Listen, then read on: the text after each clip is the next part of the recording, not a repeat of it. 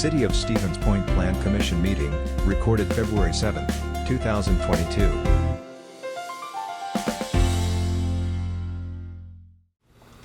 All right, let us call the Plan Commission meeting of the City of Stevens Point to order. I have 6 o'clock.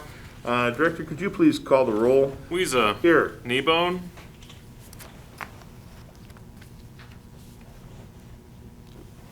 We can see her on We the can Zoom. see her, so Okay. I'd mark her as here. Arnson. Here. Cooper. Here. Haynes. Here. Hoppy. Here. Rice. Here. We're at a quorum. Okay, we have a quorum, so we will continue. First, let me share my screen for those watching online. And share away. Item number 2 is the report of the January 3rd meeting of the City Plan Commission. Those minutes and actions were included in your packet. Moved by Cooper. Move. Second by Arnson. Discussion.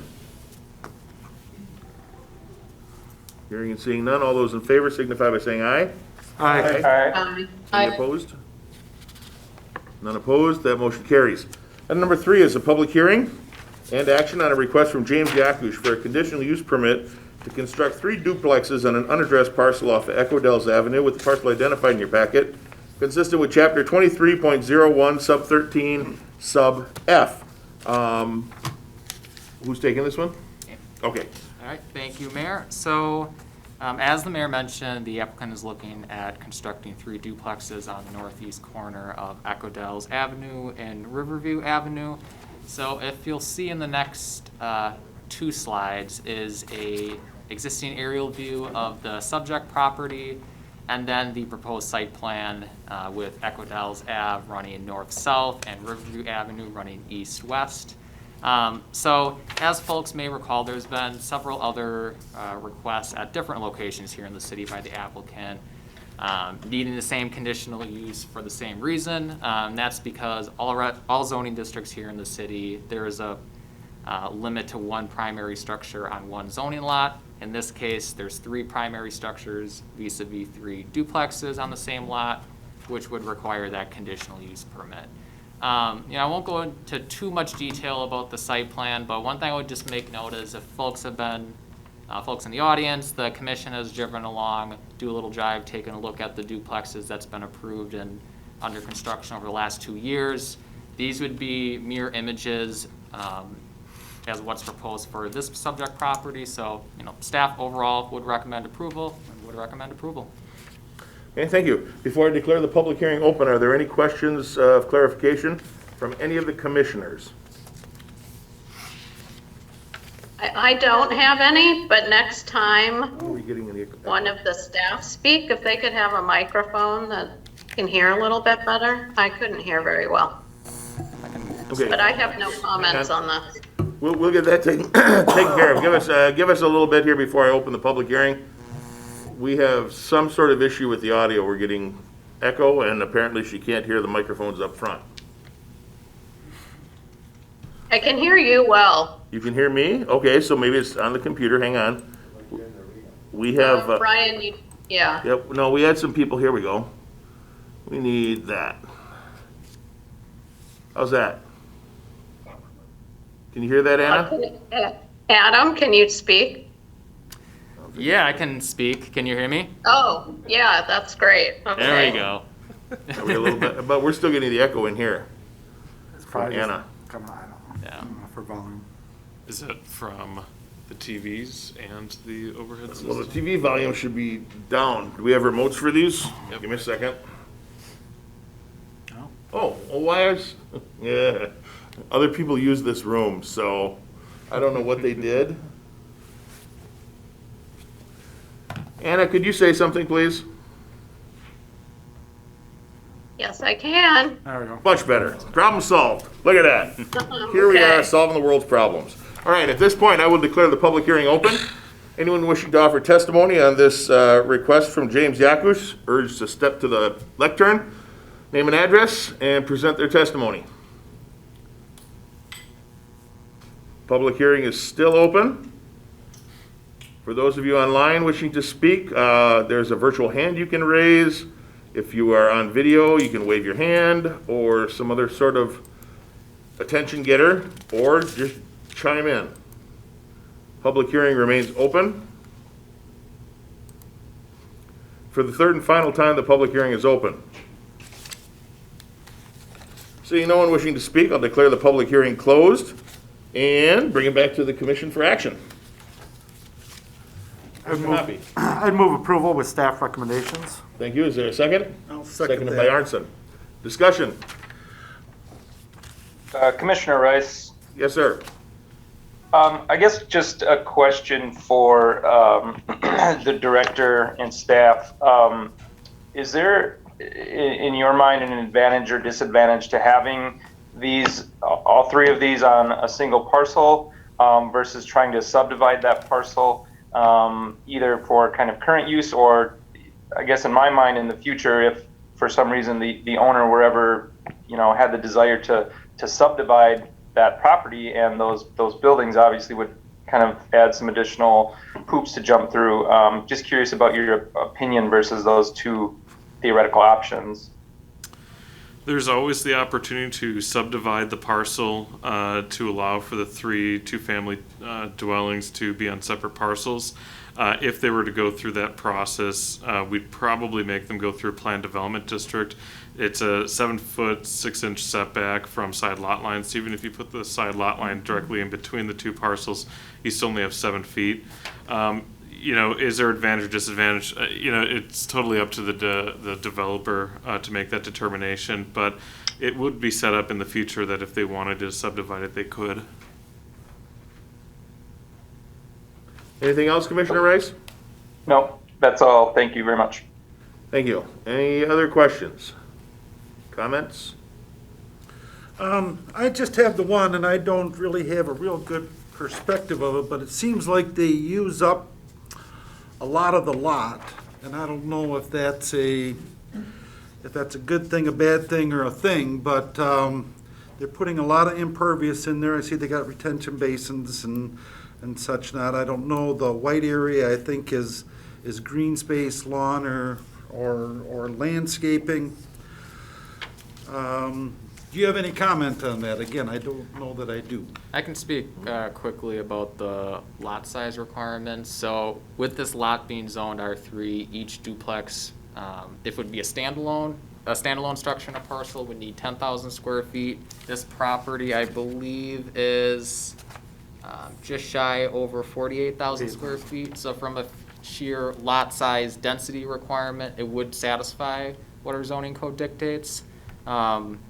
As far as the driveway, part of the consideration that was involved in terms of that 16 feet in driveway width is making sure that it is still wide enough for two-way traffic. In the event that is the case, that there'd be sufficient hard surface area for that, and likewise that one point of access off of Echo Dells. So overall, don't have any concerns as far as there being too few of lot size, limitation in lot size for the proposed development. All right. No, your first point was good too. So if these were 3 separate lots, this sizing still fits. Correct. Thanks. Okay. And can you clarify, in our zoning, we don't anyway have, do we have percent lot coverage or anything like that? I'm not recalling. No, there's nothing in that currently. Yeah, it's just setbacks. Right. Okay. All right, anything else? Okay, the motion is to approve with staff recommendations for conditions. All those in favor signify by saying aye. Aye. Aye. Any opposed?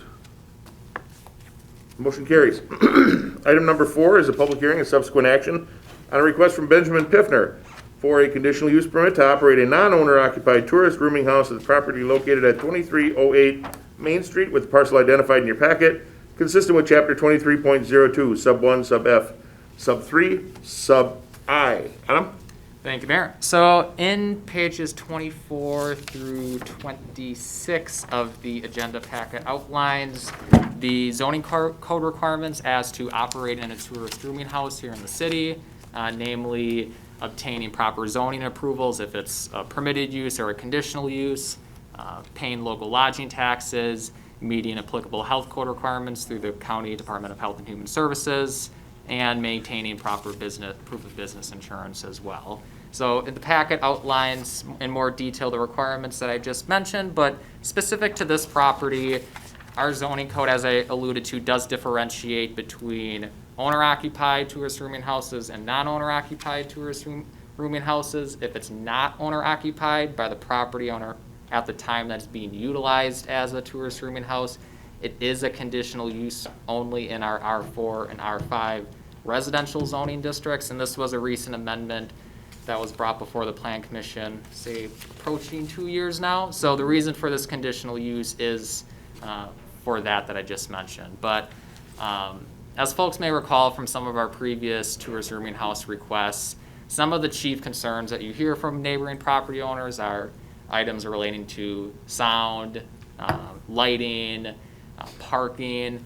And if you see on the previous slide, just an aerial view of the property, but those were some of the items that staff took a look at when reviewing the requests, and overall staff feels, from a parking standpoint, feels that there's a sufficient amount of room within the 2-stall garage, plus the parking running almost the entire depth of the lot, so it would satisfy a fair amount of parking on the property. Likewise with noise too, staff's opinion is that Main Street provides a pretty natural buffer between this property and the adjoining residential lots to the south, given the principal arterial classification for Main Street. So, staff wouldn't have too much concerns about that as well. So, overall, staff would recommend approval outlining or subject to those conditions that's on pages 23 and 24.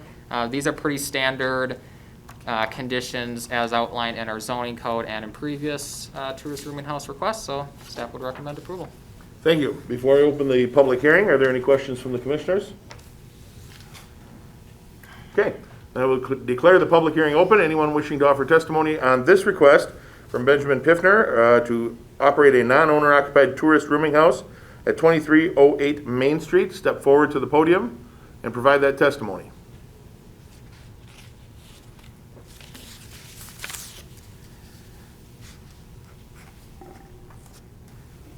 Good timing.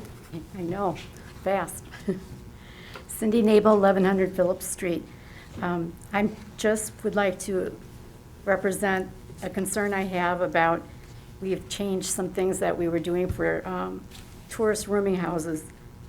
My concern is that along with this house, it first started with tourist rooming houses, the house right next door to this one on the corner, who was renting it out and didn't have a license for it. And when we found that out, the city then brought that forward and the people got a license for it, and we let them have one without them living in the house itself. Now we're looking at doing another conditional use one. It'll be right next door to that house. And the house next to that one is up right now for, sorry, I can't think of the word I want to use, foreclosure. 3 houses in a row that are houses that have not been student rental, that are in decent shape. And we've been saying how we need more houses in our city. And we need to have houses that can be refurbished. And they're not just rental houses that are beyond being able to be taken care of. I have concerns that I keep seeing more and more of our houses that are decent turning into either a tourist rooming house or maybe eventually a couple other ones that we've had that are now looking at the accessory uses. It's changing our neighborhoods that already have a lot of rentals in them. We're not doing anything to prevent having more rentals. And this is a rental. And one of the comments made for the excuse for this being okay is that it wouldn't be used all year round. It wouldn't always have the same number of people in it. But that's someone's using a crystal ball. No one can say that's going to happen that way for sure. You're assuming something. And each time we do that with every house, we lose a property that could become a family home. And we don't have enough of them already in Stevens Point that are in decent shape, that really could become part something better and start refurbishing. We've talked about Clark and Main Street being two of the big streets we wanted to do that with. And I just wanted to bring that forward as a concern. Thank you. Thank you. Public hearing is still open.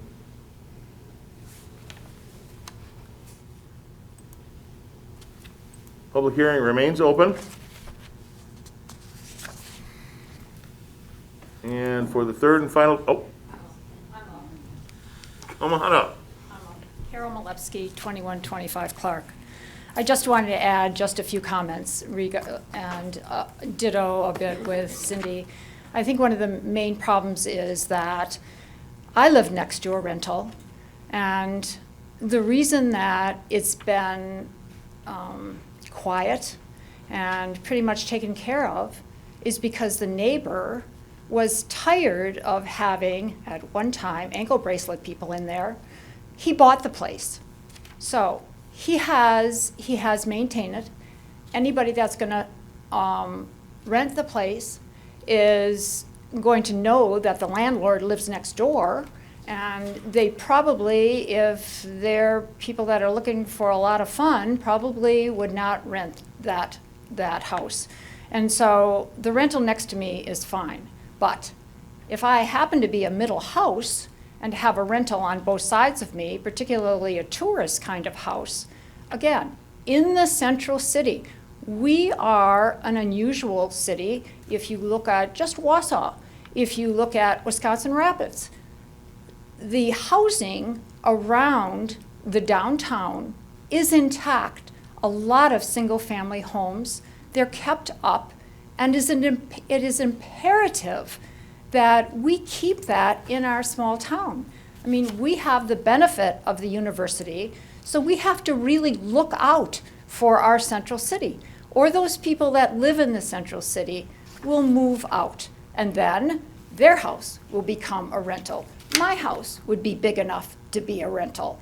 So I think you have to be really cautious and forward-looking so that our central city, our inner core, stays stable. And that's what it is right now.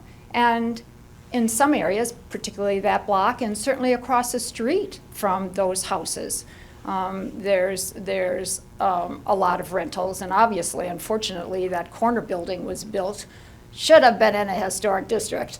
But you really have to be forward-looking to maintain the center of the city. Otherwise, the city is going to be putting money into it to redevelop it because it's a slum. So thank you. Thank you. Again, public hearing is still open. Public hearing remains open. Adam Rakowski, can you hear me? Yes, I don't see you online yet here. There you are. Yes, go ahead, Adam. 2316 Clark.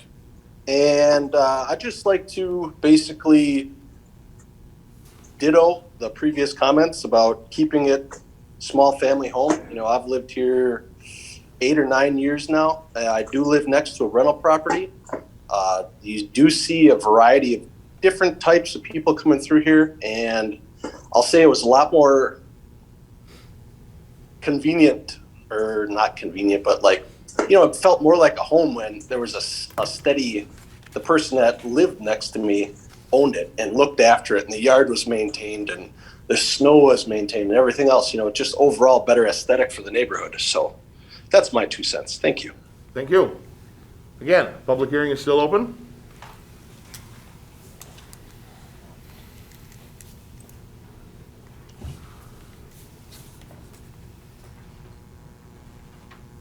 There you go, Rich. I know you've got rentals. Not anymore in Stevens Point. Okay, Rich Summer, 4224 Janik Circle North. I used to have rentals in Stevens Point, but now for the last 15 years, I've had what you call tourist rooming houses, where we have it, you know, short-term rentals. And our properties, the water is tested, they're inspected by the state, and we get a state license, and we pay county, city sales tax and rooming tax. So I have some experience with this. I know this came up a few years later about a license for short-term rentals or tourist rentals. And maybe you could answer me, how did that come out? Do you have do Stevens Point have a license? We have the conditional uses, which is Okay. what we're talking about here. But not a annual license, or? Not an annual license, a conditional use permit. Okay, thank you. Okay, public hearing is still open. Public hearing remains open. And for the third and final time, the public hearing is open. Hearing and seeing no one else wishing to speak, I'll declare the public hearing closed. Bring it back to the commissioners. Commissioners, what are your wishes?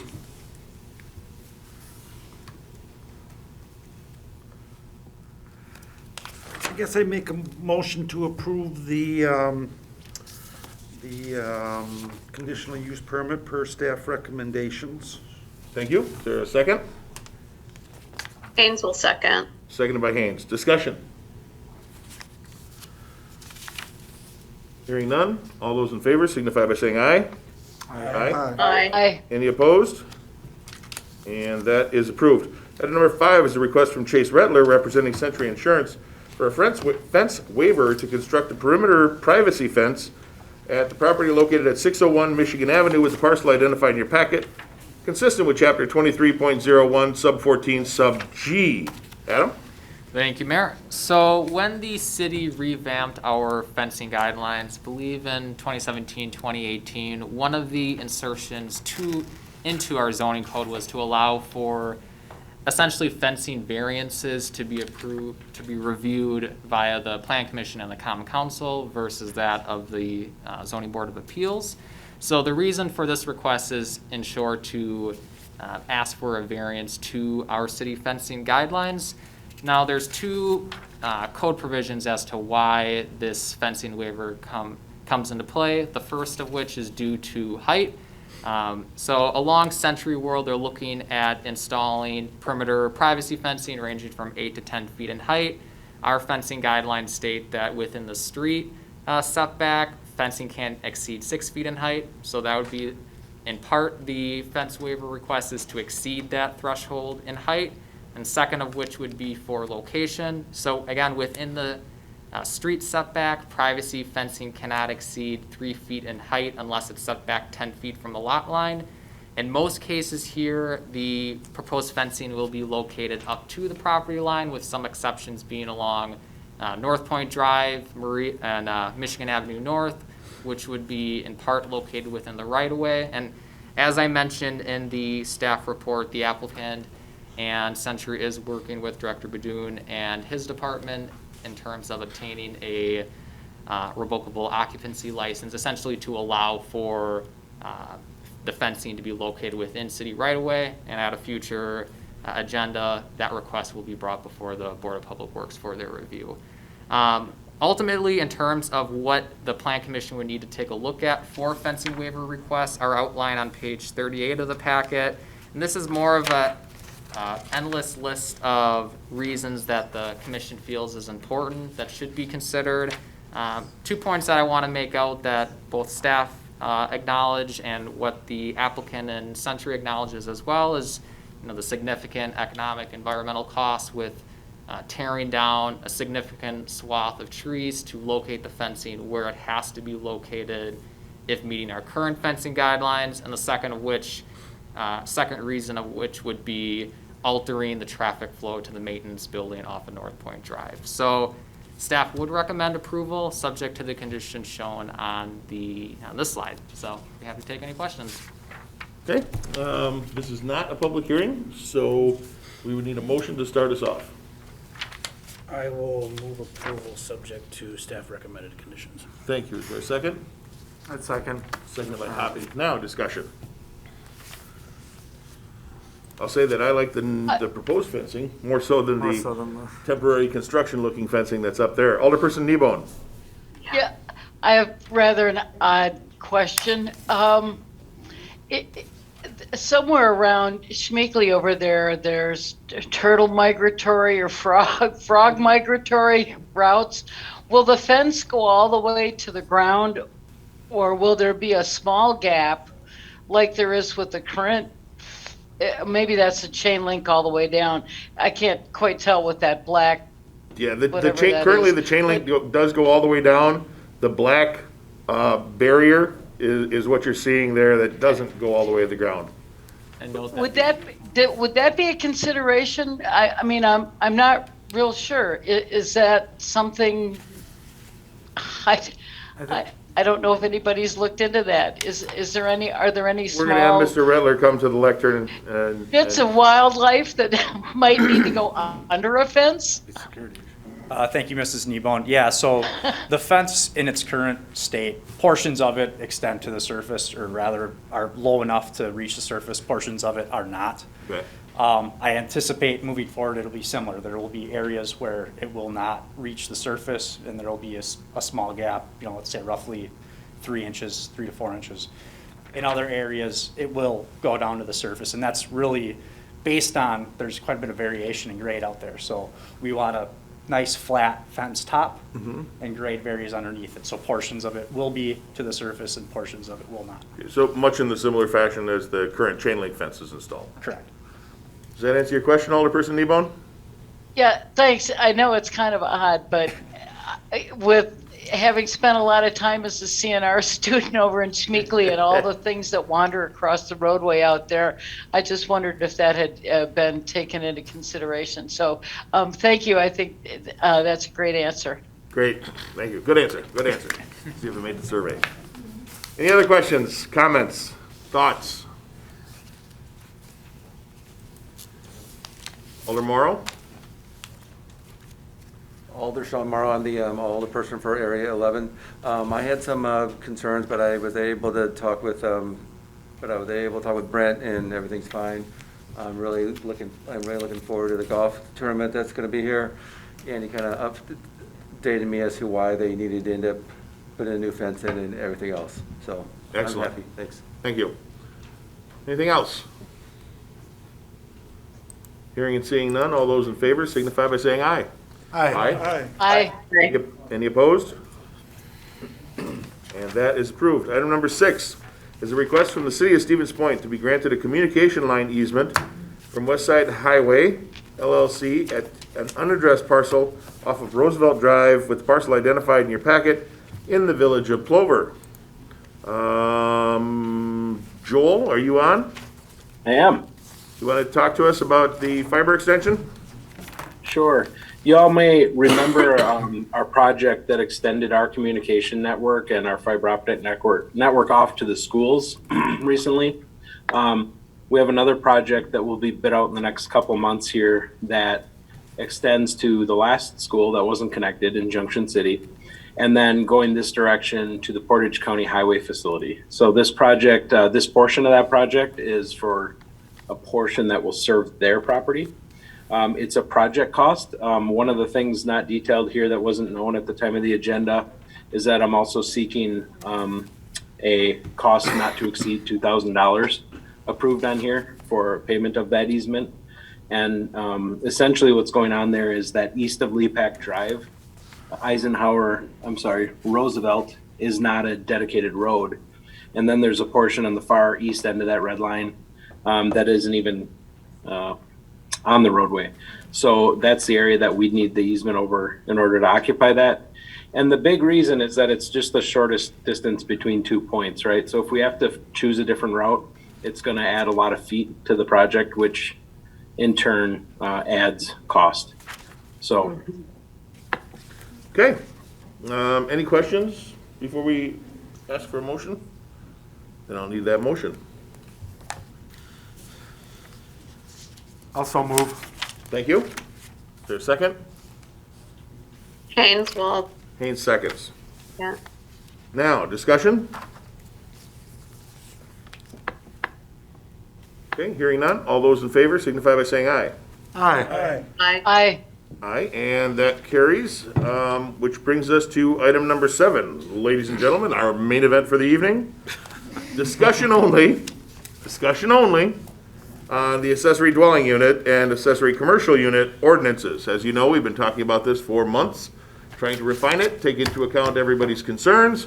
Director Konoski, anything you'd like to add for this evening's discussion? Sure. So during the December Plan Commission, commissioners asked city staff to identify what the demand for something like this would be, and then there was a question of whether or not our population projections would call for additional accessory dwelling units as an example. So city staff to reach out to a number of Wisconsin communities that have the ordinance already in place, and that's and so essentially it was what city staff has kind of always said, that there's not going to be a huge demand for accessory dwelling units, accessory commercial units. We've kind of recognized that throughout the process, but allowing it as a conditional use and allowing folks to have the ability to provide additional housing unit on their lot, still to city staff seems to be a good idea to addressing aging in place, a possible secondary income as well. So of the let's say 8 or 9 communities that we surveyed, only looks like 3 total have actually issued permits. Ashland, of course, up on Lake Superior, more of a tourist community, issues 2 a year. As far as staff looks at it, that's kind of an anomaly, where because of its economy being more tourist centric, it's not a surprise that they would have more up in that part of the area. But something else we noticed is that really a lot of these have been adopted in the last 5 or 6 years, and so it's a relatively new concept in the Midwest. It's very popular, again, out west or out east. So staff did also look at population trends and projections. The information on the packet, within the packet, was taken and just using the best fitting curve that city staff could find with an upper limit of 35,000 in population. It's kind of hard to see on the screen here, but the yellow line is really where we identify the projection for the city through the year 2040. We have about 2.18 individuals per household. So looking at those population projections, doing a little bit of math, you can determine that we're about 750 additional housing units short from today's date through 2040 for those population projections. Now that all that being said, we're also cognizant that we're bringing on a number of apartment complexes. Edgewater Manor will be coming offline at some point. The convent will be getting redeveloped at some point. And so, as I say a lot of times with population projections, is that they're really good guesses, but it all depends on what's going to happen on April 1st of 2030 or 2040, and we'll determine what our populations are then. So we've been talking about this for quite some time. The proposed ordinance, as staff went through it a few months ago, is included within the packet on pages 58 and 59. More than happy to answer any additional questions. Again, I would ask the Plan Commission to either move this forward to a public hearing for the next round of Plan Commission, or direct staff to discontinue work on this project. Okay. There was also a suggestion that I think might be a pretty good one. Carol had suggested that there may be some people who are hesitant to attend because of the pandemic or other reasons, and maybe pushing it off to April might be best. So I don't know that that's going to affect staff too much if we added another month to it, but at least we'd have a date finite for the public hearing. So, since this is discussion only, we will move to our online speakers first. Nancy Roppy, you had mentioned that you wanted to speak. Go ahead.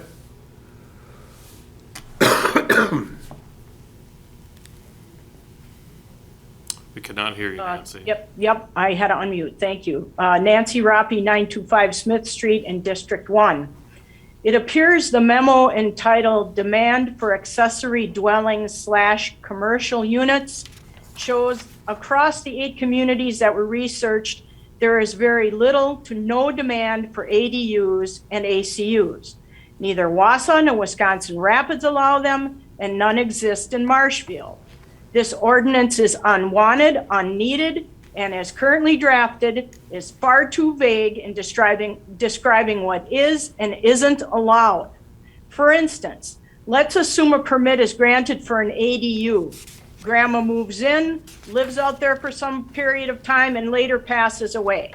Now there's no need for an ADU, but the homeowner wants to transition the unit to an ACU. Is a new conditional use permit needed? Are the neighbors notified? Is it once an ADU, always an ADU? Or once an ACU, always an ACU? Can a homeowner switch back and forth based on their changing needs or whims? Can an ACU experiencing a business failure suddenly become an ADU? Heretofore, the discussion is mostly related to ADUs, but I have serious concerns about ACUs as well. ACUs are subject to the home occupation regulations, but they do not state the type of commercial enterprise that may be conducted, nor do they state the hours of operation.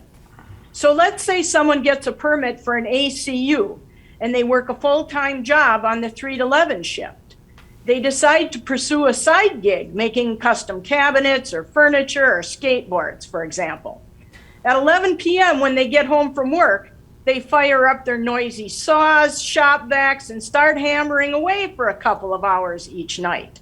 There's nothing in the ordinance that seems to prevent this because no hours of operation are specified. Can I run an automobile repair business out of my ACU? Can I dig a pit that cars can drive over so I can get underneath to perform the repairs that would usually be done by raising a vehicle on a hoist? I think I could be revving engines at midnight so long as I don't change the character of the neighborhood. Of course, the home occupation regulations do not define what the character of a neighborhood is, nor do they define when noise, light, contamination, and traffic become excessive. Furthermore, as with other recent ordinances that have been passed, this ordinance disproportionately impacts districts 1, 2, 3, 4, 5, and 9. Considering all the flaws that are baked into this unnecessary proposed ordinance and the opposition expressed at several public meetings, I think it's time to kick it to the curb once and for all and move on to things that need and deserve attention. Thank you. Thank you. And to answer some of your questions, Nancy, the conditional use would address 90% of what you had talked about. A new conditional use would be needed if the use changes. And as far as noise and the other things that you had talked about, we already have existing ordinances that would come into play. So I think we can provide answers for almost all of your questions, if not all of them, through existing ordinances. Anyone else online?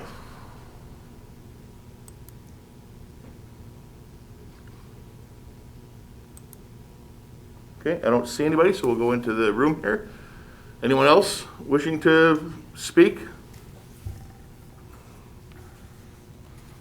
Your favorite person.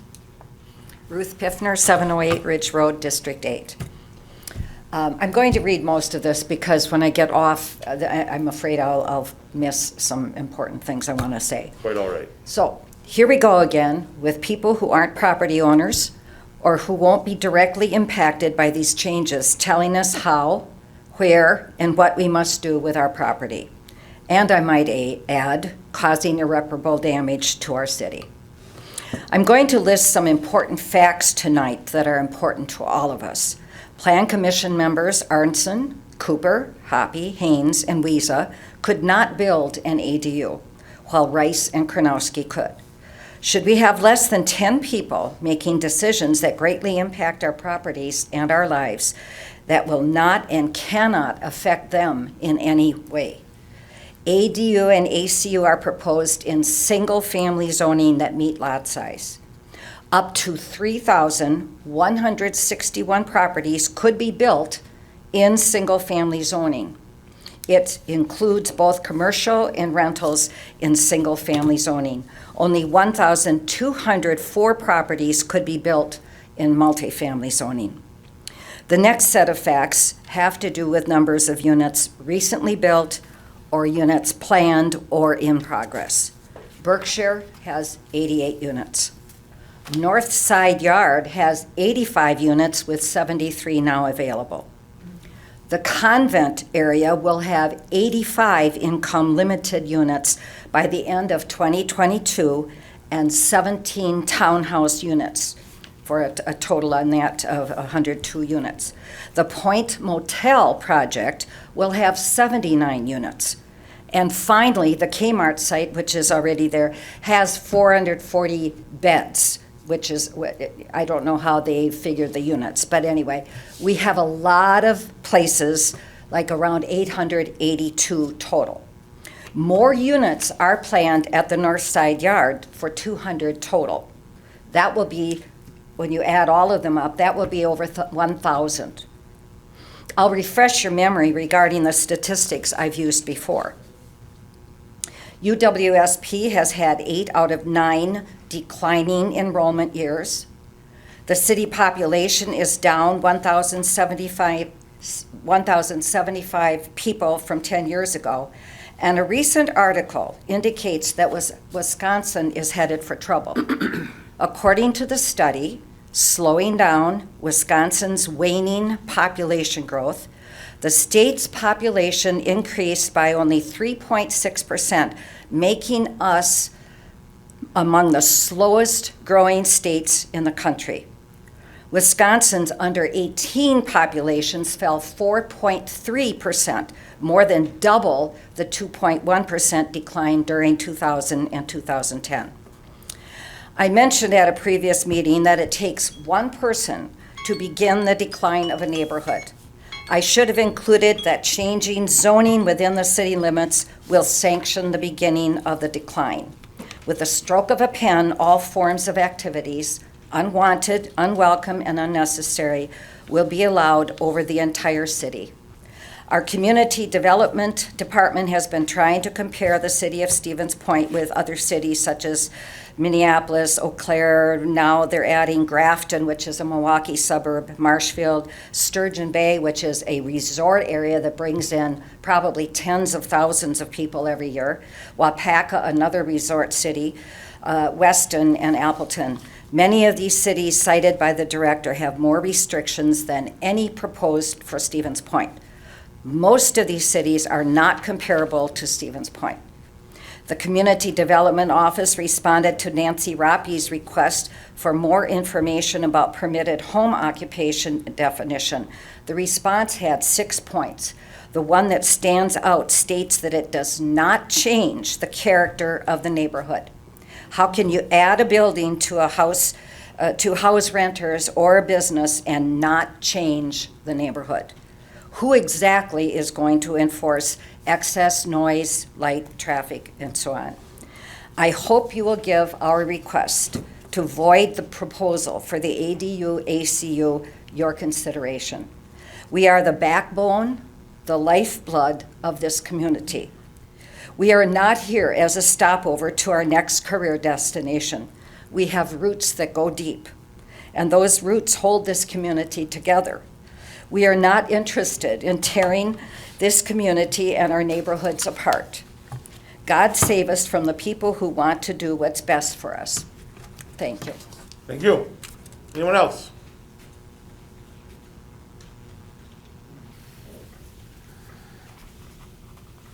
Again, Carol Malewski, 2125 Clark Street. When this came up 2 years ago this June, the major thing that was talked about was density, that this is good for density. And as Ruth had mentioned, there is density coming about around the downtown with the apartment buildings that are being built in areas that are appropriate for apartment buildings. There's not housing right next door, or at least they are giving a nod to housing next door and putting townhouses between large apartments and housing. I think that that density situation for old neighborhoods, for people who have bought houses in old neighborhoods, expecting the density to be what it was when they purchased the house, they saved their money, they moved into a neighborhood that they believed would stay the way they bought it. And actually, for realtors, it's always location, location, location. And that is about zoning. It is about, is it a single-family neighborhood? Is it a two-family neighborhood? Is it those outlying areas that have much bigger lots? I think the density thing should really be off the table, because whatever happened to green space? We always talked about green space. Well, some yards have some green space. And if you put in a 900 square foot base, which is allowed right now, with a second story, which could be 1,800 square feet, that base is impermeable and there's more runoff. And you also have in that building the windows. And Century is asking for a higher fence around their property, and I can't have a higher fence to block out the windows of a structure that could be next door to me that's looking into my backyard. So with this whole thing, there's the privacy issue. You're losing not only your privacy in your backyard, perhaps, but you're losing it because a neighbor wishes to have it. So as far as my property value, and with my daughter looking for houses down in Milwaukee area, she looks at what's in the backyard. The house that stayed on the property on the for sale the longest was the one that had a 2-story building behind it, and you didn't have any privacy in your little backyard. Most properties, certainly in the neighborhood that I live in R3, they don't have huge backyards. But one of the commission members mentioned that, is that single lot for those 3 duplexes large enough for 3 duplexes on that single lot? And it was 48,000 square feet. And for the properties within the single family neighborhoods, the R2s, they can put a second building in a lot that's 8,000 square feet. Well, there you go. The density qualifications for those duplexes that start out on that property as duplexes, you're building it as a new property, as a duplex, as opposed to what's in a single family neighborhood. You could put a second property in that single family neighborhood for only 8,000 square feet. So this whole thing is not needed. I think that Stevens Point, as I mentioned before, is a nice city. It has the benefit of a university here. You can't beat that. And with things changing, that perhaps people will be using Zoom and doing a lot more out of a large city. I mean, we do have that opportunity that Stevens Point would have a calling card, because you can buy a house here and it's not terribly expensive. You could have some private space so you could open up your back door and let your kids play in the backyard.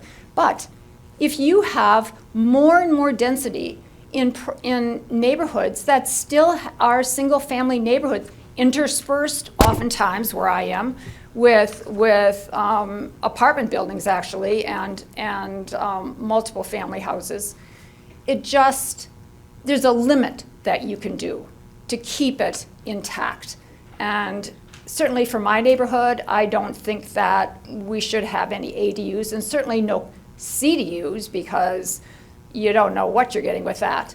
But in single family neighborhoods, a lot of people save their money to move into a neighborhood that they have some extra space.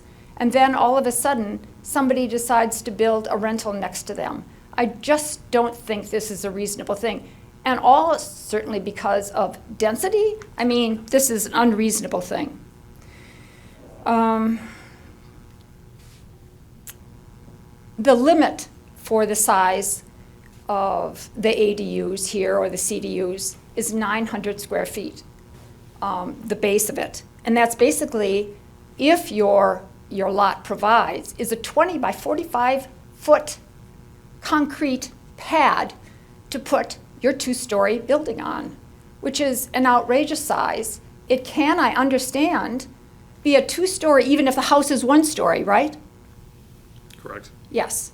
So there are, in some of those other cities that you were talking about that have these ADUs, the restrictions are you could have only an 800 square foot footprint, and it can only be 1 story. So other restrictions in other cities are much more complex and much more confining than the proposed ADU and CDU here in Stevens Point. And again, back to the conditional use. The conditional use really, in many sense, means nothing. Because if you follow all of the restrictions, you can still put your building up. You have to give them the permit. So if I say, I really don't want a picture window looking over my backyard because that's where the living room is in the second story, that's not something that I can complain about. It can be built. It can be built. And once it's built, it's always there. The other thing is, and I have mentioned this, because this is across the city zoning change, everybody's zoning will go up one. Mine will become, what? What would it be called? I'm R3, but I can have another rental on my property? What would I be called? R3. R3, I would stay R3, but for people that are in R2 or R1, they really become two-family. Yes. And you're doing that without sending them a notice, a postcard, which is, I checked with people that would know in Stevens Point, it would be tops $3,000, which if I do fireworks, that would go off very quickly on the 4th of July, $3,000. I mean, what other thing have you proposed that changes the zoning across the city without telling people? The guy behind me moved his garage closer to my fence. Is that gonna affect my backyard? No. But I was notified. I got a card, and I got another one on another property that somebody was moving the garage closer to the fence. They weren't building a 2-story building there, with windows onto my small private space in the center of a city. The upshot, if this happens, and there are more, because I think a lot of these ordinances were passed when people didn't even know it was happening because they weren't notified individually with a postcard. I think what will happen is the upshot will be people will move out farther. And maybe I'll move out and build my house in a farm, get a corner off a cornfield and build my house there, instead of using that property for farmland.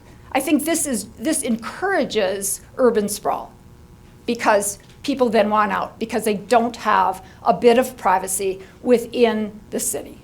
So, thank you.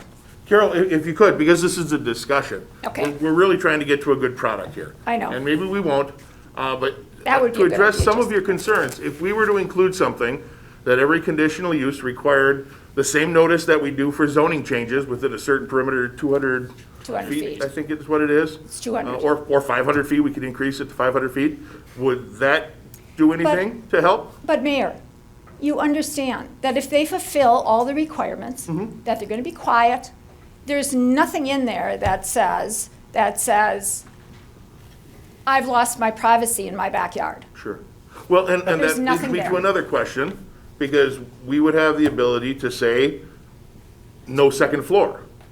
Maybe keep it a single story.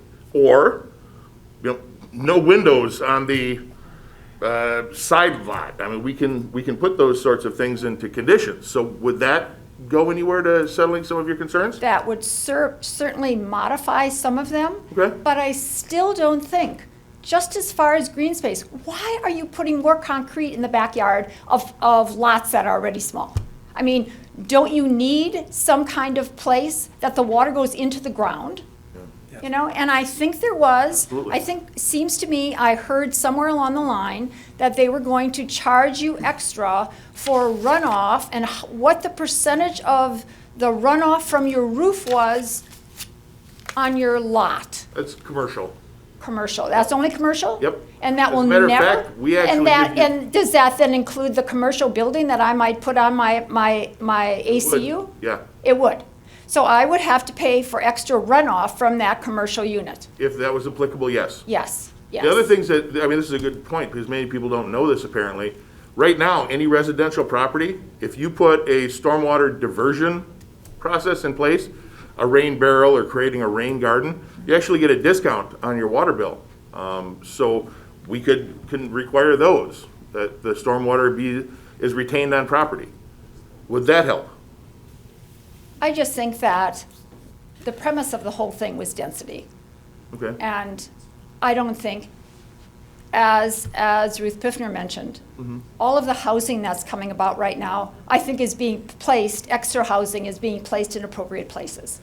I don't think this is an appropriate place. I think that it has a negative impact on the neighbor particularly and their housing value, and you don't want that. You want houses to maintain their value, and I mean, for some people, you'd have to find the person that would want that place in their backyard, because obviously you're gonna be paying taxes on it too, you know? Okay. So, Thank you. anyway, thank you. Good points. Anyone else?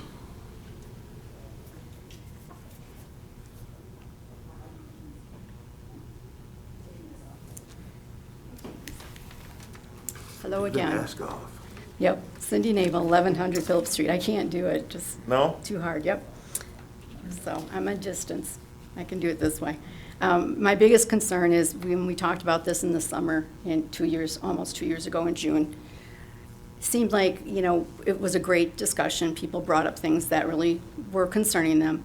And then up came let's just use this as a conditional use.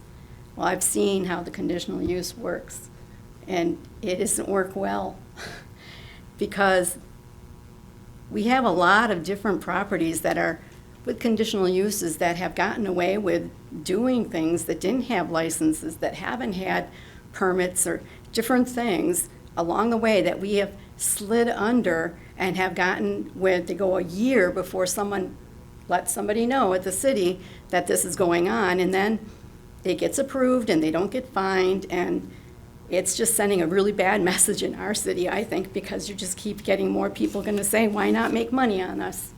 We that live in the city.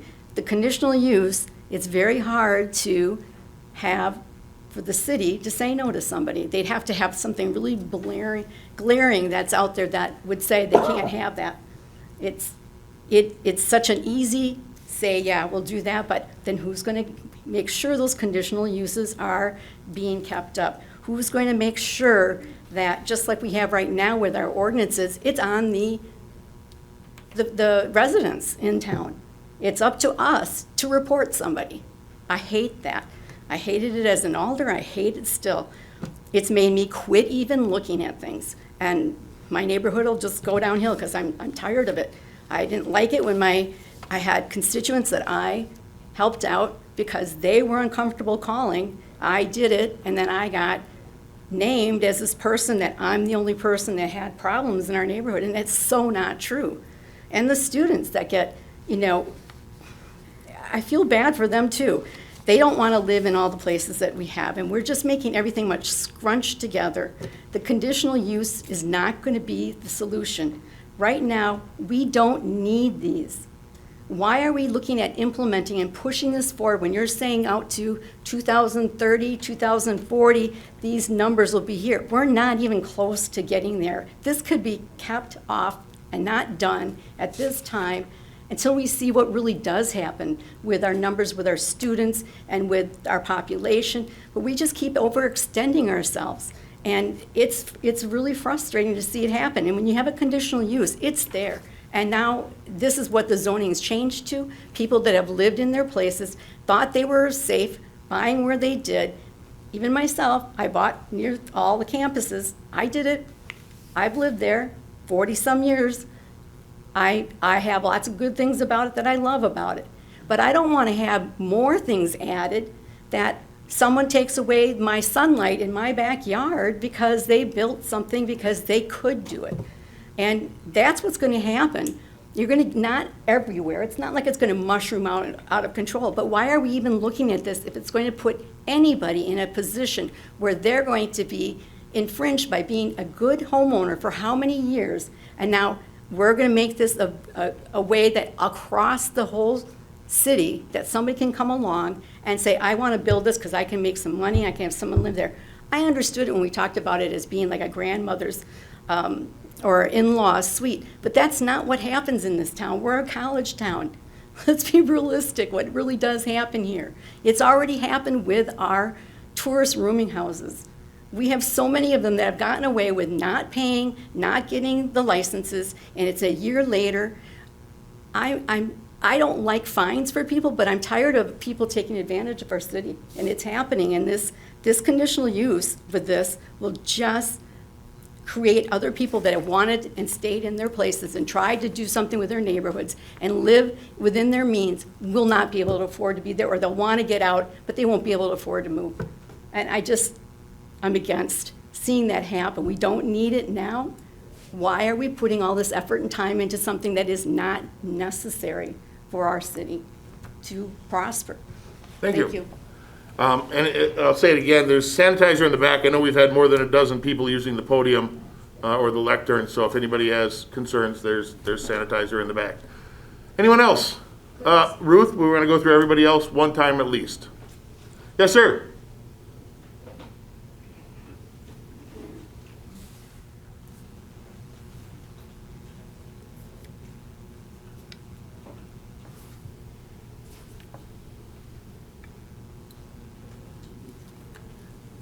I'm Mark Kramer from 1024 Ridge Road, and I've been there for over 40 years. And this hearing that you might talk about, would you pay attention to it? Would you abide by it? Because I've seen them, they haven't been abided by before. We certainly have, haven't we? Yes. And well, we have the eloquence of Ruth and Carol tonight. And also the one person that was online, and you answered her that 90% of those questions could be answered with existing regulations. So why would you want this mammoth thing? So I am in favor of keeping single-family zoning as it is. I'm against building the accessory dwelling units. Single-family zoning has worked well. There is a process already in place where single-family homeowners can petition for changes they would like to make. You can avoid opening up a can of worms by not adopting any ADUs or ACUs provisions. There is nothing to be gained by allowing ADUs, ACU building. I was here a month ago and talked about this, and I haven't heard one person say anything good about them. And you want to still proceed with the hearing? Why not kick it in the head right now?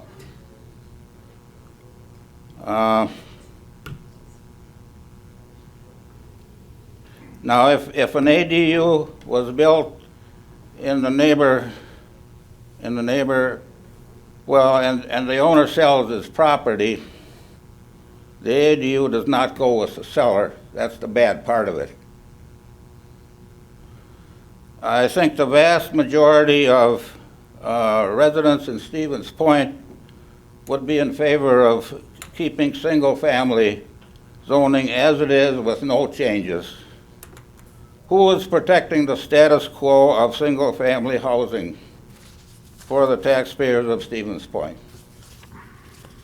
We don't need any changes. Thank you. Thank you. Anyone else? Andrea, I know you had yours. And then Rich. We'll get Ruth again. We'll let people go the first time. We'll ask one more time, and then we'll let Ruth go, and then Rich go again. Okay, Andrea Olson, 410 Franklin Street, and I guess I'm the opposite of most people here. I'm completely for the units. And I don't know, maybe it's a generational thing and wanting change, but I'm for them. And the biggest thing is, okay, people are worried about AC or the ACUs. Does anybody here know how many are registered right now on Airbnb? 9. And one of them was one that's been going on that I'm guessing was approved tonight, and they've been renting that out for a year plus. So we don't have a lot of them. And also, I think that pretty much the biggest thing is we want to increase population density. Well, we're either going to do that or not. We should stop over-regulating these then and allow them to be what they're supposed to be for. If you want to increase population density, you need to be able to do that. You don't just be able to build your garage out back that's 2 stories and then not be able to rent it for anybody. So if you want to do that, let them rent it. That increases your population density. Or if you're somebody that has a kid coming back from college because of COVID, do you really want them moving back into your house? Or if you have a shed out back, would you rather finish that off and let them stay there? When we put in plans for for 400 Franklin Street, we set it up so that it would be where I could live in there and that my parents could also move in there in the long run. Because, well, I helped take care of my grandma. If it wasn't for having extra space above her garage, we'd be in her hair and she probably would have killed us. But we weren't. We had that extra space where we could stay, and it was plumbed, and it had electric and all that stuff. So if you're looking at things like that, they're getting used. They're getting used for nannies, people that are working from home now because of COVID. You have your Rugrats kids running around everywhere, or your golden retriever like me. That just bothers you constantly. You need that separate space. Do you always want to be sitting in your house, not being able to go anywhere, working who knows how many hours a day? You need some separation just for your own sanity. So having an ADU unit or ADU, whatever, unit allows you to actually still leave your main space in your home. It allows for that separation so that when you go home at night, you're moving from one space to another. You might not have left your house completely, but lets you do that. And there are ways around these too. So you don't want that big 2-story new unit behind your house. Well, I live down by the river. I started trying to highlight how many detached garages there were. I stopped because there's that many detached garages already. And what's the difference there than having an accessory unit? Because those are. And you know what? You can have your garage. You can put up a extra shed, and you can have your house on the lot. But the thing is, you can't have more than 60% of your lot covered. So then when you're still doing your plans, it still has to get approved, and you still have to have that green space there. So when you're saying that it'll be all covered, a yard, it won't be. Having 2 stories versus 1 also, you know what? You already have a 2-story house there. And when you're on a little lot, like on the north side, it's about 6,000 square feet, the majority of them are. My neighbor is literally 1 foot from the property line with a fence. You can't get much closer, but still, if you're building, you have to build away from that. You can't just build that close again. So if that neighbor is going to complain about something now, they're just going to complain about something in the future. If it's not one thing, it's another, because you know your neighbor. There's also there have been accessory units built within the neighborhoods. I know there's at least within about a 1/4 mile radius of me, there are 4 that have been built. One of them with plumbing and one of them with water too. And you know what? These aren't cheap. So if anybody's thinking that these are gonna get built by bad rental companies, it's not gonna happen. If you can get a contractor to come over and actually complete the job, you're looking at at least $30,000. Because you have your electrical, $10,000, you have your plumbing, $10,000, plus it has to have a separate meter on it. So you have that cost, and you have the lumber and everything else. These aren't cheap. Like, you're building an extra small house. which building something extra small costs almost as much as building something a little bit bigger. So that's another one of the things. Also, I think that increasing the lot size for R3 is ridiculous because look at what happened over on 4th Street. 4th Street, they rezoned it to the developmental zoning. Now you have, the lots are approximately, what is it, 3,000 square feet. Yeah, 3,100 square feet. On that lot, you have 1,500 square foot house, that's 2 stories. Then you have a 280 foot patio slab. And then after that, you have a 20 by 24 2-stall garage, which is 480 square feet, all on a 3,000 square foot lot. Double that because they're 0 lot line houses. Now you have 2 houses plus 2 pads plus 4 stalls of garages on a 6,000 square foot lot, which is smaller than your average lot size within R3. So if you're saying, why don't we just then rezone each lot? If somebody wants one of the units, why doesn't that lot get rezoned? But at the same time, the city is saying that they want to take all of the 2-family duplexes, give you, what is it, $20-some thousand, $30-some thousand if you convert it over to single family. But then, if we're doing these units on them, what happens then? That's another thing, because we should be able to rent them out. But really, we're building these $30,000, $40,000 accessory units that you can use now, but when you sell, again, like was said by Mrs. Molepsky, what's going to happen with that? So either we don't over-regulate these to make these really ridiculous to put up, or like we compromise and figure out a good way to do this, because they are great. Indigo Birch, one of my friend's places, they converted a garage over to a unit. They have 95% occupancy, 5-star ratings completely. If you go on Airbnb and look at all the rentals in the area here, they all are renovated. They're all nice houses. There's some, most of them, and I look downtown Stevens Point, there's 9. So these are people that are taking care of their properties. They get rated. You rate the people renting them too. So if they're bad renters, they're going to get a bad rating. They won't be able to rent again. Just like college students or just like your other bad renters. You get them all the time. You can't be picky, but you can be picky about who you're going to be renting your unit to.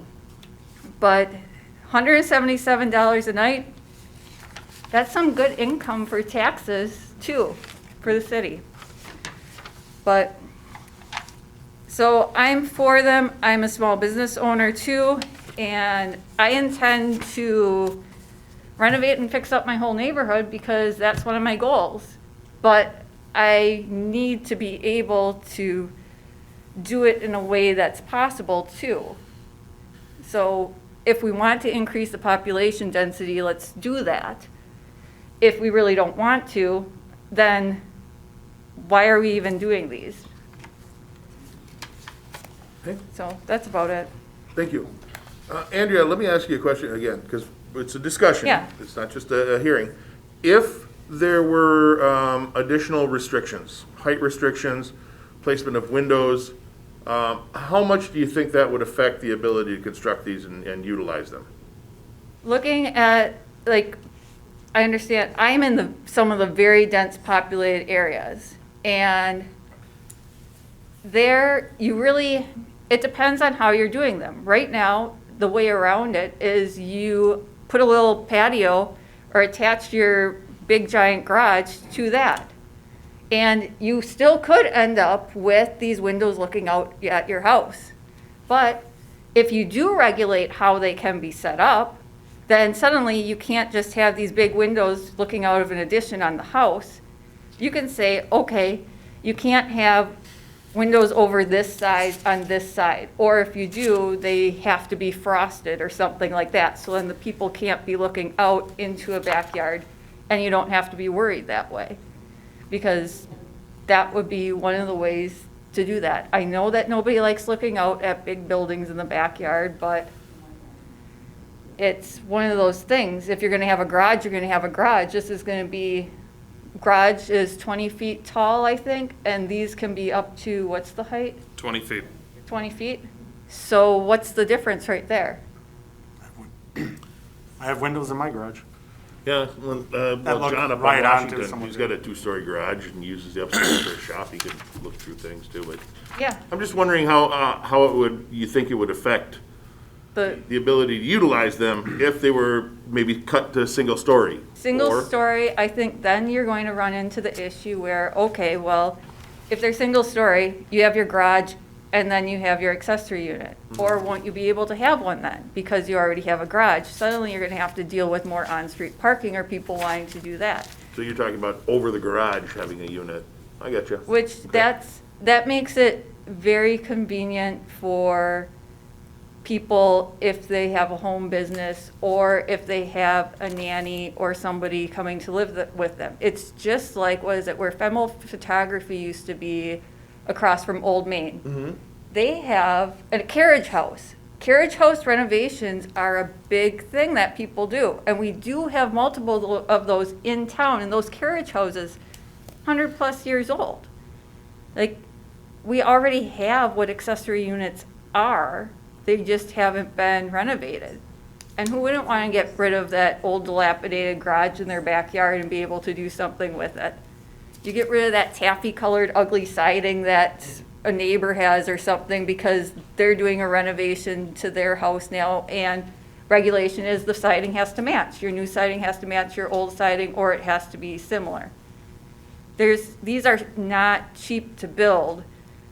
Any rental company's not going to build them because it doesn't make sense. Also, with R3 and having a 10,000 square foot lot minimum, it makes no sense at all to build a house with an accessory unit over a two-family house.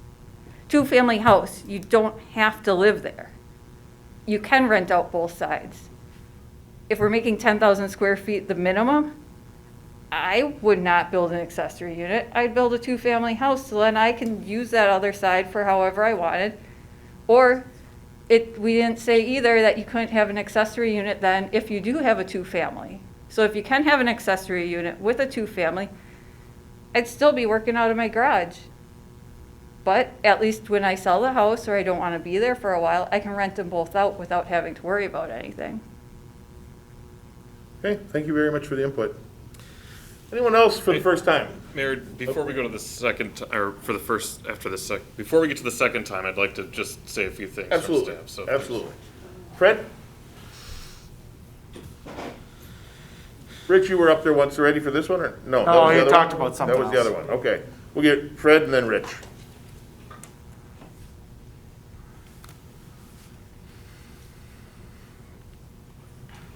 Thank you, Mayor. I wasn't going to talk, but I'm getting worked up. I lived in the city all my life, and I'm very unsatisfied. You know, if you want something with a lot of density, move to Chicago. This is Stevens Point. I was born here, lived here all my life, except for the time I was going in the military. And I'm just getting tired of this crap. It just, I'm not comfortable here anymore. The city's going in the wrong direction. It's time to wake up. It just, it seems like, you know, they used to say if it's not broken, don't fix it. That's the way I feel about it. It just, some of the stuff going on, our city's going backwards, and I love it or I wouldn't be up here. I don't mean I love what's going on, but. We understand, Fred. Good. So let me ask you this. Is there things in particular that you don't like seeing with the ADU and the ACU proposal? Yeah, it's going to increase the density. This is going to be like living in Chicago. You get more people here, it's going to be like living in Chicago. We don't need that. Okay, so it's primarily the density issue that concerns you here? No, it's not just that. Okay. The city council does not know how to listen. I live here, I'm a taxpayer, I'm a U.S. citizen, People come, complain. You guys don't listen. It's terrible. It's terrible. You look up these businessmen on Church Street. No, Fred, Bicycle- we gotta stick to the topic at hand, please. Oh, wait a minute. Well, I'm You talking. come back in 2 weeks and take some time at council. Okay, but people talk about that. They're talking about this. You guys don't listen. I think it's time to start listening. Thank you, sir. Rich?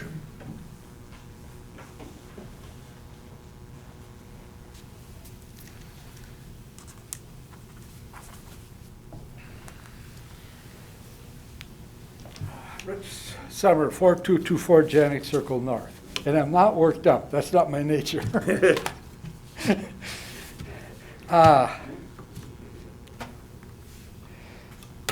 One possibility is making it a mountain lion preserve. Any part of the city that you want. And I couldn't get that idea myself. I got it out of the Wall Street Journal this morning. Okay. And a suburb in Los Angeles, they just passed a accessory dwelling unit ordinance. So the proposal is to make it a mountain lion preserve, because then you can't do it. You can't Or you're providing free food. Right. Because mountain But mountain lions, lions, that is. yeah, mountain lions were native here at one time. I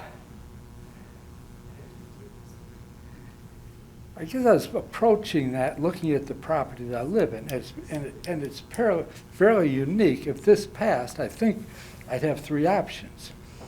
One is to build an accessory unit. I've got somewhere between 2 and 3 acres, and there'd be enough room. But as one of the speakers mentioned, it clearly is not economical. Like I said, I was in the rental housing business. Well, you figure out the years, but I rented my first 2-bedroom the year of Woodstock, and my last one last year. So the things that Ruth brought up, of all of the rental, residential rentals coming online, it just doesn't, it would not make economic sense to build a building to rent out to make money. And then the second option would be to make a second unit out of our existing residence. And that wouldn't change anything on the outside. Probably have, I'd have to put in a modest kitchen, and then it would fit all the requirements of a rental unit. But my wife doesn't want anybody living below us. So. And then the third one is, first off, I'm going to get old someday. And I might not be able to get around in our present house because it has a lot of levels, so it wouldn't be anywhere. But we could add a small additional unit, all at ground level, access to a garage. There'd be no windows facing any other unit. And that might be an option if I got old and I can't get around. And then that would also, at some point, my wife or I might need a caregiver. And that would, I'm looking at the things that would be positive. So basically, I'm in favor of this and would encourage you to have well, I don't know if you want to listen to more people, you can have a hearing, but I'm in favor of it because I do not, it's been mentioned here, it may be way overestimated the amount of these units that would actually be built. If you're gonna, add something on top of a garage, that's a whole different unit. But even in our neighborhood, I just don't know that people are likely to do that. We have a lot of space, so we have a lot of options, but know, how many people want another unit in their backyard, so. Well, thank you very much, Rich, and let's hope you don't get old anytime soon. Could happen to anybody. Anyone else for the first time? Okay, Director Konoski? Thank you, Mayor. You know, we've been talking about this for quite some time, and we've heard the consistent themes of concerns of neighbors a number of times, a number of different ways. I will say that, to Fred's point, this proposal has been changed. It's been pared down. It is dramatically different from what was originally proposed last summer. And part of that was city staff went out into each neighborhood, and we had some really great neighborhood meetings and some really good conversations. And we had a number of folks in those neighborhood meetings that felt comfortable and were okay with accessory dwelling units or accessory commercial units. But we also heard the concerns of those neighbors, many of whom are here tonight, when it comes to issues of privacy and of density and of building heights. And so city staff worked through those concerns. One of the main concerns from District 3 was higher density in that specific zoning area, R3 zoning. So instead of allowing it within the standard of the single-family zoning district square footage, we increased that to 10,000 square feet to address that concern. Issues of privacy and of setbacks. Accessory structures right now can be built 3 feet from the rear and side property lines. City staff changed the proposal to make sure that it was that the setbacks could be met, or the minimum setback requirements were that of the principal structure. Commissioner Rice brought up last time that someone could buy a house in the center of the city, tear it down, and build a larger home that has more windows overlooking their neighbors' yards. But as long as they met the setbacks, there's nothing that anybody could do to prevent that from occurring. We changed accessory dwelling units and accessory commercial units from permitted to conditional uses. It allows the neighborhoods to be notified that if something were to change, or if there was a conditional use permit that was applied for, there's a public hearing that goes along with it. Yes, there are challenges, and it's nothing that the city's done in the last 5-10 years with changes to conditional use permits. It's the state of Wisconsin and changes at the legislature and changes of state law that says, you know, to plan commissions, you can't approve or deny a conditional use permit based on subjective standards. It has to all be objective. And that becomes really challenging for us. But we have 14 standards within our zoning code that have to be met in order to approve a conditional use permit. We reduced the impervious surface ratio. We went from 75% down to 60% to preserve some of that green space, especially in the center of the community. There's nothing stopping someone right now from constructing a 900 square foot garage 3 feet from the rear and side lot lines in District 3 or District 1, as long as their lot is sized appropriately and they can make that fit within the existing setback requirements. You know, I think a lot of concern out there is just misinformation. I've said that a number of times, both at this forum and at other forums.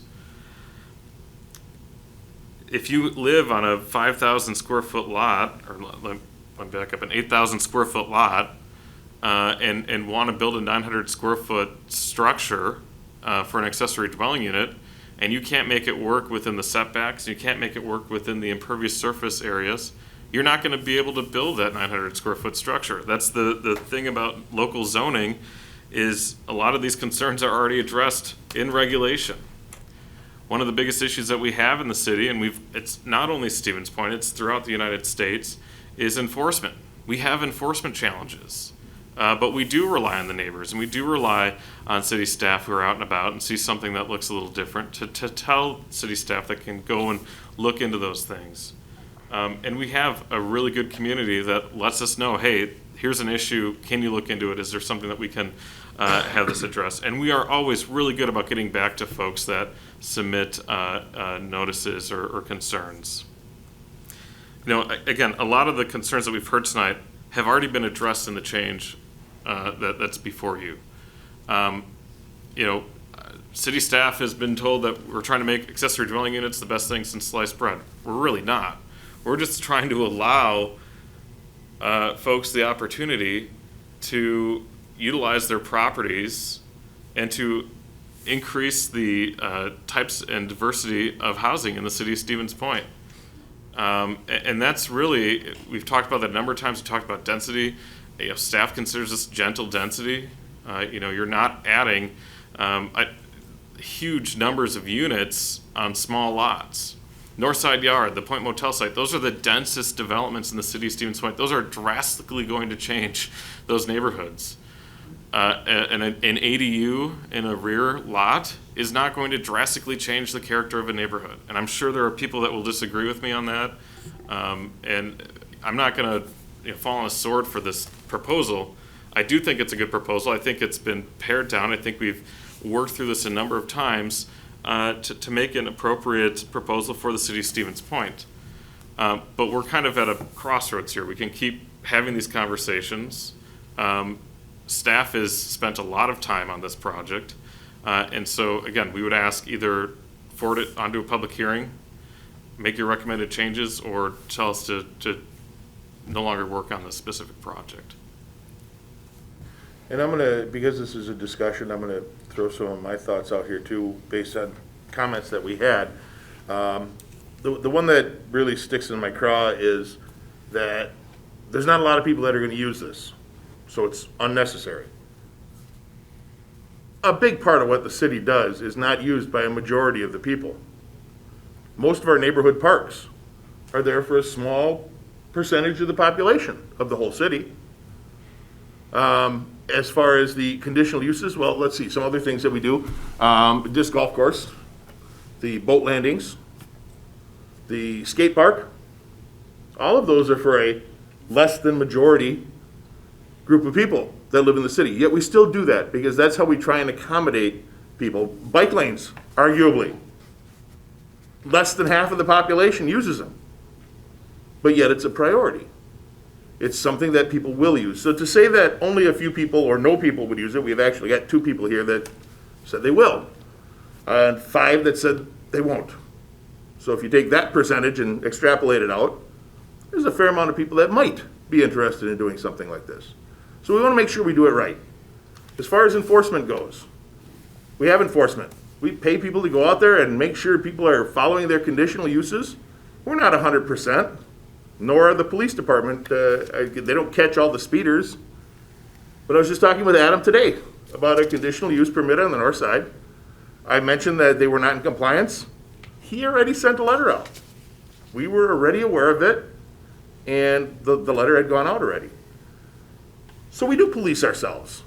We do try and find people who are not in compliance with the conditional use that they were given. If this is something that, I mean, we've got some precedent with other communities, but if this is something that doesn't work in a certain area, then we pull it off the books. But to say that it wouldn't be, it's not going to be successful without even trying it, it's the same thing we heard when we extended the open intoxicants ordinance. People came to the meeting and said, oh my God, you're going to have drunk people lining the streets and it's going to be chaos. And we've had 0 issues. Had we had any issues, we would have either modified the ordinance or just pulled it. Skating rink downtown. There's going to be broken glass and frozen vomit and people, breaking their heads on the ice. Again, 0 issues. I'm not saying that this won't be a problem. I can't do it on my lot. Ruth knows that. I got smaller than Andrea's lot. It's, there's no room for anything there. I do want to see if there's a way I can get a tax break if we make it a Labrador Retriever refuge. Preserve. Yeah, so we'll work on that later. But there are some places that it could work. And that's where the conditional use comes in. So if we don't want to do anything, I can understand that. Okay? But I think we owe it to the community to at least try to figure out a way where this is going to at least be workable on a test run. Mr. Hoppy. To a couple of points as well, and correct, my property would not be allowed as well. My neighbor's like 8 feet. I have a very large garage, I don't know, about 700 square feet. My house is only about 950 square feet. 2-car garage, and then an extended area. I've got 14 electrical units electrical outlets in that with a separate meter, actually.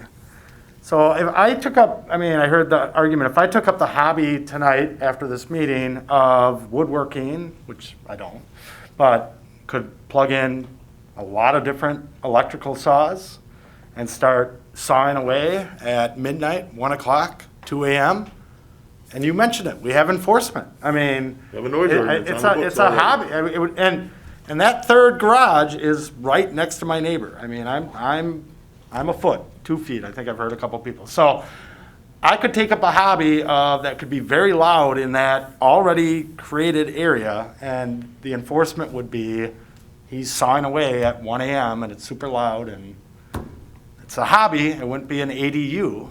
Or ACU, I should say, commercial unit, because it would be a hobby, and I'd have the ability to do it with a very large garage on a small lot. So. We'd still likely give you a warning for the noise. Correct.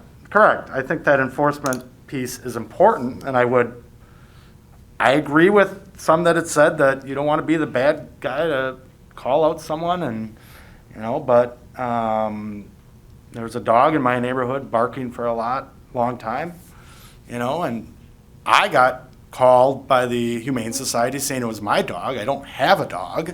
I got the letter, and we worked through it. Was it a nuisance? Sure. That I had to deal with, that I was being asked to be enforced on something, but, the city, I think, is doing a good job of. I mean, it does take neighbors to say things, and, it's not being a bad neighbor, it's just trying to keep your neighborhood good, so. Okay, Ruth, you wanted the floor a little bit. Can you try and keep it to a minute or so? Yeah, probably less. The one thing that I think I After keep... Ruth, I want to speak as well, because we've abandoned for the jumping 3-minute in. rule.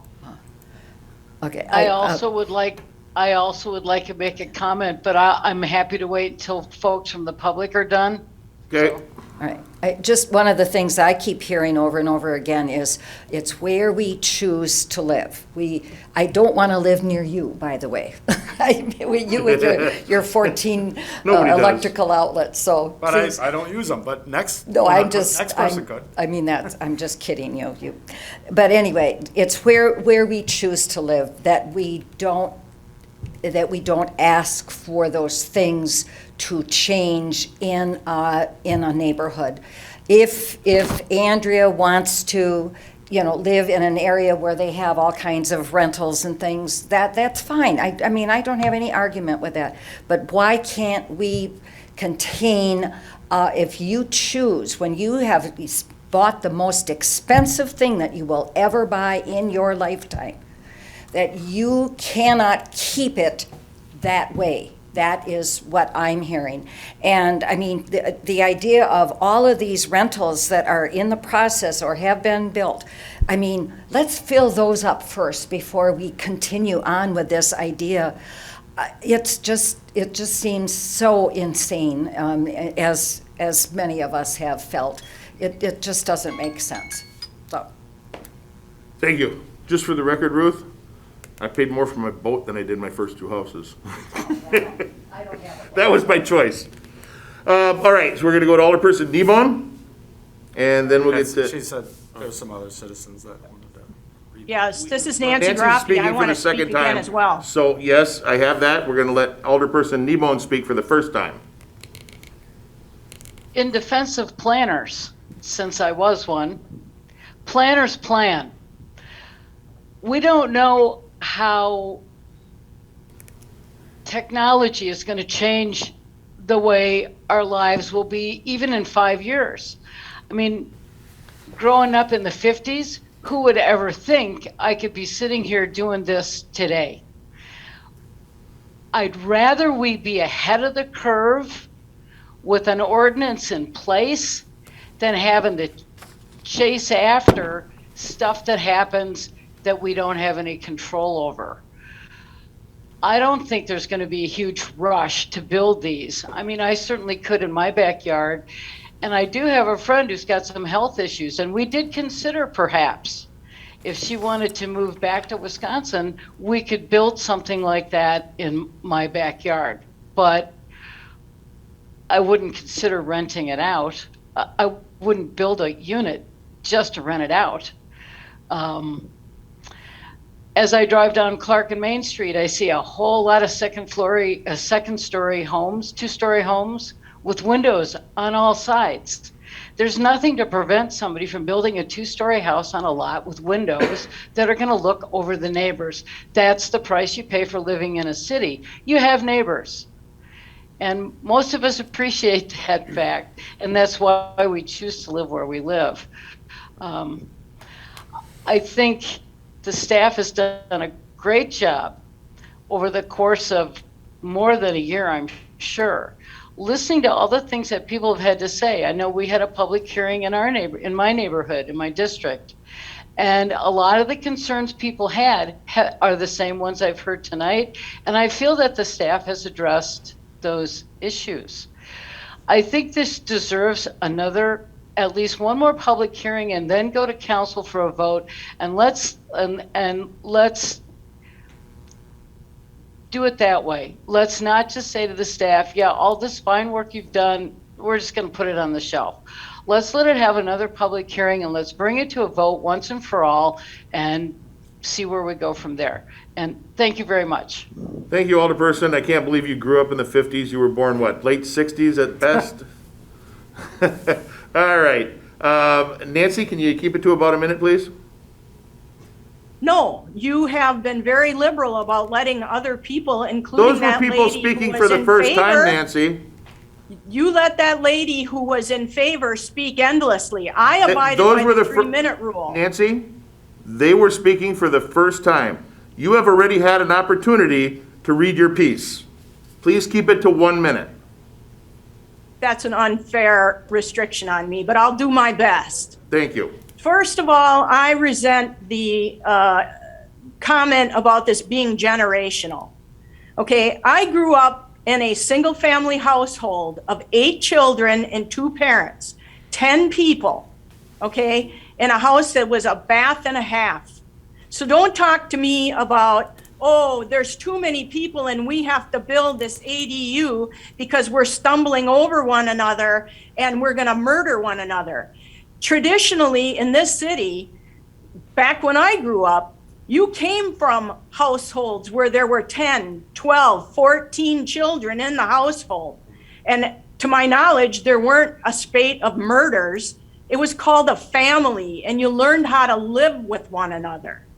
This issue is about money. This is about people who want to rent out ADUs to make money. It's about people who want to have ACUs to make money. If you're a good neighbor, you're not out there at midnight running your saws and all this sort of stuff. But if I want to make money, and that's the time that I can make money, I don't have to be a good neighbor because I'm going to have a conditional use that says I can do that in that property because I built it, and now you can't stop me because it's conditional use. This isn't about taking care of grandma. If you were going to take care of grandma, you'd build on an addition to have grandma right with you, not in some shack in the back. The first district is going to have tremendous changes with all of these new apartment buildings being built. The last thing we need is more density. We have enough slumlords who don't take care of their properties. And as far as enforcement goes, the system whereby you make a property complaint has been broken for more than a year because it cannot integrate with Google Maps. So the only way you can report a violation is to make a phone call, or if you're smart enough, to Google GovPilot and get to the form that's hidden behind the scenes that you can submit, but you cannot search to find out what the resolution of that complaint is. So don't talk to me about enforcement either. There was a house across from UWSP Communication Building where this kid— Nancy, can you wrap it up, please? Turned it into a rental to all his buddies and had been doing it for the longest time. And if it wasn't for the neighbors complaining, he would still do it. So you can build whatever you want. And unless somebody complains, you can keep right on doing it. So don't talk to me about, oh, we've got all these regulations. No, there are not enough hoops that you can make people jump through that'll make me happy on this. You are once again putting through an ordinance that makes life worse. That parking issue, Nancy, we're not talking about parking. It is too, because you're not requiring. Nancy, I'm going to give you one more warning. Please wrap it up. I agree with the gentleman that said you're not listening. Thank you. You didn't listen to people when they wanted to complain about Business 51. Thank you very much. Is there any other comments? Andrea, about a minute. Yeah, Carol Malewski, 2125 Clark. One of the things that I've mentioned from the very beginning, and it has to do with the fact that this was, the initiation of it was pretty much in March of 2020, which was the very beginning of COVID. And people are still reluctant to go out. And this would be an opportunity to have transparent government, because this is across the board changing the zoning. That if you send that postcard, because you could have 1 or 2 less large fireworks at the 4th of July, and you could inform Those the are all covered citizenry. through donations. I want to be clear on Right, that. right, They're but covered still, through donations. I'm sure that You want to there's make a $3,000 donation, we'd be happy to take it. There's $3,000 that is floating around there that you could cut back on. And that's tops. It's probably more like 2,500 that you send a notice to the homeowners, because this is much more important than the postcard you sent to me regarding the garage. And that's pretty much, I think, would be transparent government for you. Thank you. Thank you, Carol. Andrea, again, please try and keep it to about a minute. Okay, we are getting a lot of apartments built right now, but just like some people spend a lot of money on their house and pick the specific type of house they want, not everybody wants an apartment that's in a complex.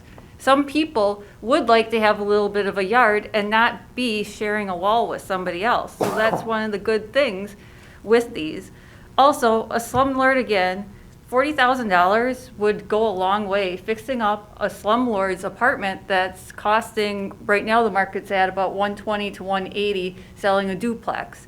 So that 40,000 could fix that up. So they aren't going to already fix that up. You think that they're going to build another unit out back instead? No. And then would the city allow them to build that unit when their house is already dilapidated? Their siding's falling off? No, you get fined. You got to fix your siding. You got to do this, do this, do this before you can ever build one. And parking would be a very good thing to address, to make sure that there are enough spots for parking for having one of these units. But that could help control them too. Okay, thank you. Okay, commissioners, we've had quite a bit of input over the past, well, we'll say 8 months, and going back a little further even. But the director's right. We have had comments from Ruth that maybe we shouldn't have less than 10 people deciding. And Carol had mentioned that we should wait till an April meeting. What I would recommend is that we schedule another public hearing for the April Plan Commission meeting, and then send a recommendation to council for the April council meeting. That way we've got almost 20 people looking at it, plus ample time for public input. I would ask the director to get a rough number of property owners in the city and see what it would cost to send a postcard to everybody. So, okay, I was gonna ask that you wanted to add that one additional, to consider it as, I think that's a good point, to make the neighbors aware of that. Or maybe at least every owner-occupied building. That might work. If we can get it to, as Carol said, that $3,000 range, we'll find money in the budget to do that this one time. I think but I don't want to set precedent either. I think that's a good suggestion, and I don't want to put anything more on this. I think the director and associate planner as well, that this has been hammered through, so. We had Channel 7 here earlier today. I know they're doing a story tonight. It's been in at least a couple of the local news sources, and this is not the first time that it's been publicized there. So We never reach everybody, even though we constantly try to, the app, the TV station, the radio station, plus all of the media outlets, we try and do our best to get the word out, but inevitably we miss some people. So I would second your we'll look motion at if that's what you're making, or you're making. Well, I'm not gonna make a motion, I'm gonna leave it up to you. Okay. But I wanna be a little flexible, because if it's $5,000 to send this out, I'm not as comfortable with that. I'm not comfortable with 3,000. Also because we'd be setting precedent, but I think it might warrant some additional publication. Okay. Just real quick, almost every residential lot in the city already received a postcard inviting them to a neighborhood meeting to talk about accessory dwelling units. Okay. So, we've kind of already gone through this process already. I don't know what the total cost was, so that we can definitely look at that. There were a few neighborhoods that did not take advantage of that. So there's going to be a little bit of discrepancy. And those are by aldermanic districts, right? Correct. Yeah, but we did one in 1, 2, 3, 4, 5, 6, 7, 8. No, not 8. Yeah, 8, 9. And we just did not do, I think 10 and 11 were the only two that we did not do. Yeah. So we've already sent out this information.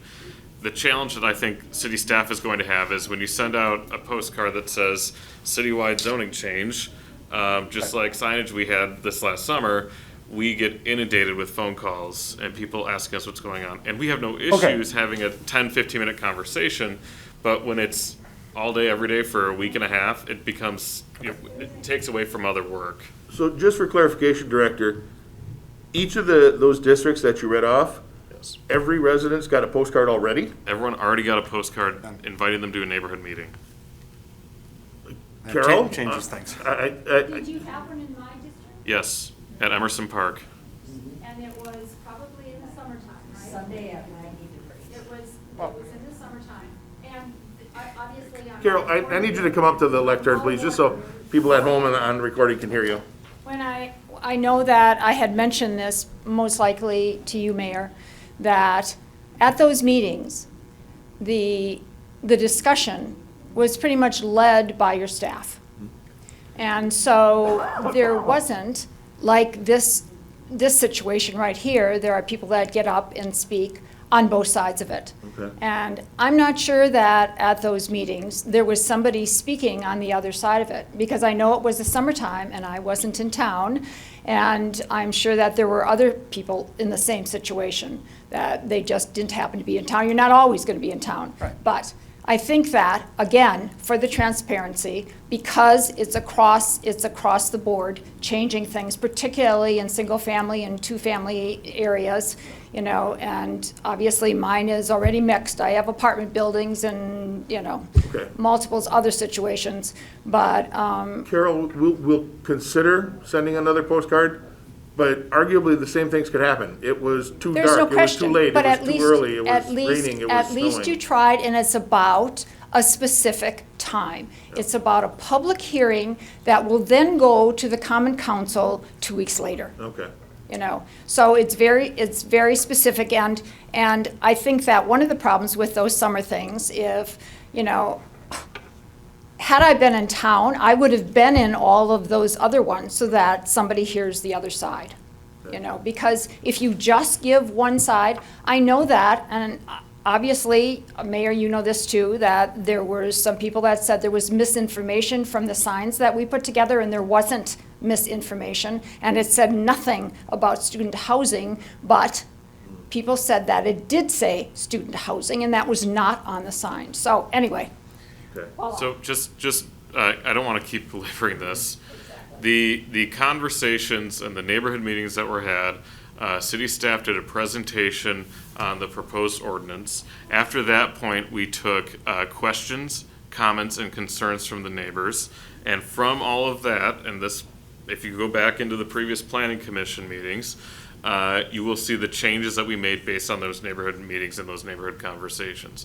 So it wasn't a one-sided per se presentation. It really was a transparent, open way to provide feedback to city staff about the proposed ordinance. Thank you, and that is how we run all of our public information meetings.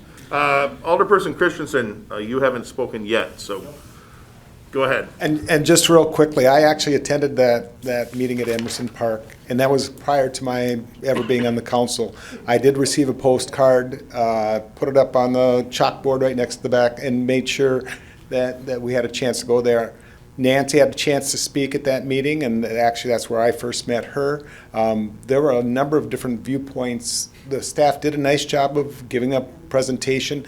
There were probably concerns of various types expressed by probably 4, 5, 6 different individuals. They all given their time, and I have seen changes to the proposed ordinance because of some of the things that were expressed at that meeting.